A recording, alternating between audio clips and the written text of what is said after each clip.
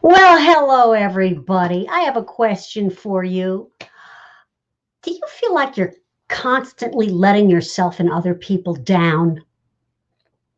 Hi, I'm Rati Gorfin of Creative Calling Coaching, and I do these live streams on Tuesdays and Thursdays at 5 o'clock. And today I'm going to talk about how to stop over promising and under delivering.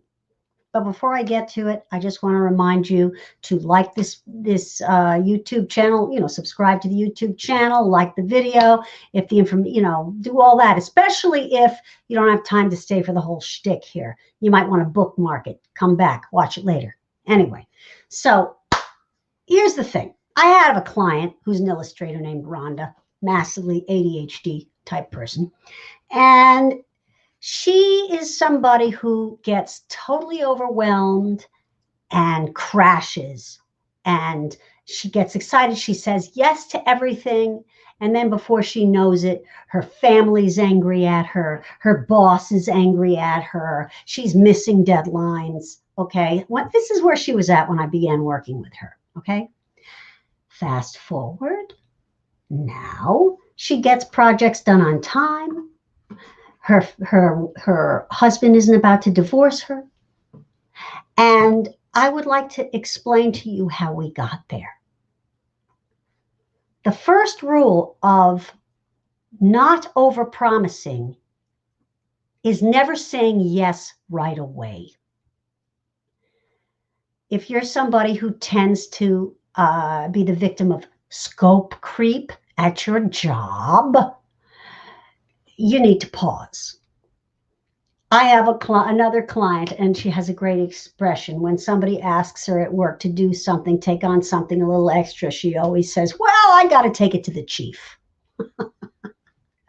What she means by that is herself, of course. She has to reflect on it in the context of the rest of her life to see if she really has time to be saying yes the way she's compelled to do. The other thing is most of the time, we underestimate how long something will take. So you might say to somebody, sure, I'll take that on. And meanwhile, you think you're going to knock it out in an hour and it takes an entire day. All right. So one of the things Rhonda had to learn was how to create satellite time around projects. So say she thought a project would take 2 hours. My rule of thumb is double it. Schedule in 4 hours to do it. Now, what you may notice is I said the word schedule. That means that in order not to overpromise and underdeliver constantly, you have to plan. You have to know what it is you're doing on a given day and in a given week. That way, you're not going to overbook yourself. And one of the problems with ADHD is we tend to get ahead of ourselves. And it feels like too much of an inconvenience to stop and look at the planner. Again, the solution here is to pause, to take it to the chief, if you will. The pause is key to learning to underpromise so that you can over-deliver. So if you're establishing a deadline with someone on a project, you can think in your mind how long it's going to take you. But don't give that to the person as the when you can get it done by date. For instance, I have a policy when I work with clients. They can call me, text me, email me, reach out to me between sessions. But I'm not at their beck. I have a 48-hour I'll get back to you policy. And my clients know that. Now, newsflash, it never takes me 48 hours to get back to them. But I've learned through troubling experience that if I were to say, for instance, I'll get back to you within 24 hours, and some crisis emerges in my life, and I don't get back to the person when I've created that expectation, I have overpromised, they are disappointed, and it doesn't affect the relationship in a good way. So as much as you'd like to prove yourself and be liked, That's also something to be very aware of. That's a great way to overpromise. You have to take that pause before you say yes. Richard Branson has been known to say that every yes must be defended by 1,000 no's. It's not easy to say no. But the thing is, you can't do everything first. You have to make choices, all right? So I really recommend creating this bandwidth by under-promising so that then you can get an assignment in early and blow somebody's mind. So what else do I really want to say on about this? That really pretty much sums it up. So just to sum it up, you got to first of all decide on your own goals.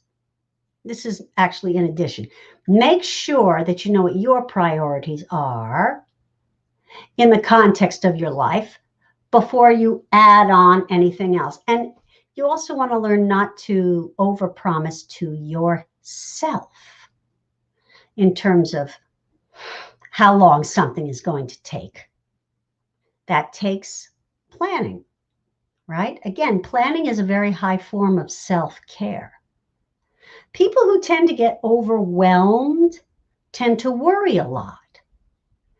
That's because they're unable to compartmentalize all the things they've committed to. Well, in order not to worry in advance, which requires you to compartmentalize in order not to think about something, you have to create compartments. That's what planning is. Creating compartments for different things in your life so that you can be fully present to whatever is going on in the moment and not think about that other stuff till you get there. So I hope those were some helpful tips. So, to help you quit that pattern of overpromising and under-delivering. Sometimes there's a belief going on under that, and that might be something you might want to talk about with a coach or a therapist. What makes you so sure you need to overpromise or give someone an answer right away? There's probably some underlying belief that's not serving you that we might want to look at and shift. So now, in summation, decide your own goals first, plan those into your work schedule, and you got to keep guardrails around overpromising and under-delivering by knowing what under-promising looks like so that you can over-deliver. I want to bring your attention to the link in the description of this video above, because in order to know how to plan, you need to know how to plan. In order to know how to have different projects going concurrently, which in life we all have to do, right? I'm a mother, I'm a wife, I'm running a business, I'm writing a book. You have to learn to plan, and you have to learn to break projects down. So for people like Rhonda, who was really at a loss, I have created this one-day workshop called the ADHD Get It Done Plan. And it's happening on May 15th. It's $27. For $27 and 3 hours of your time, you're going to learn the tools you need to, first of all, make a decision, choose a goal, break it down, and you'll even start taking actions toward it during the workshop. In addition, you will get a what's next conversation with me so that I can find out from you afterwards what goal you chose during the workshop, where you're at with it, and what your next steps could be. So for the price of a fancy brunch or dinner out, you could change your life. I really hope that you'll join me on May 15th by clicking the link in this video's description. And Meanwhile, my God, it's Thursday already. I can't believe it. I look forward to seeing you next week on Tuesday at 5. Take care, everybody. Bye-bye.